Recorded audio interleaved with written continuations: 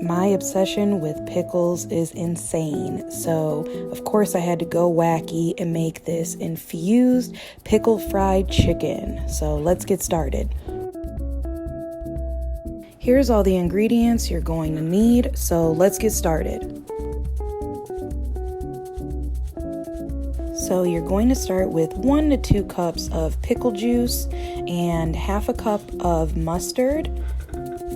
Mix that all together and this will be your marinade for your chicken. Be sure to rinse and clean your chicken first, then go ahead and add that to your pickle mustard marinade, and that's just going to marinate for about 30 minutes.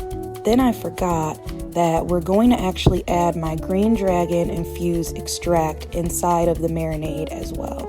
Let's move on to our seasoned flour. So 1 cup of flour, 2 tablespoons of my Chef Nellie's Anytime seasoning. You can purchase that, link in my bio. 1 teaspoon of Frank's Red Hot seasoning and half a tablespoon of dill. Then mix all that together. Preheat your oil to 350 degrees and gather all your ingredients. The oil that I'm using is a mixture of Simply High Extracts CBD Extra Light Olive Oil and their THC olive oil as well.